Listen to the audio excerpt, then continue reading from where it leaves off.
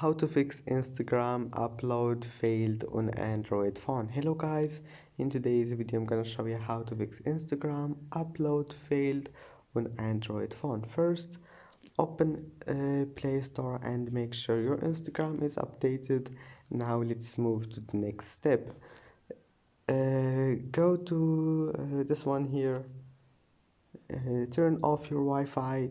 Now restart your phone, turn it on again, go back, try again, and if that doesn't fix your problem, go to settings, apps, and apps again, and here type Instagram, click for stop, go to storage, clear cache, and then go to permissions, give it all of those permissions here, and don't forget storage.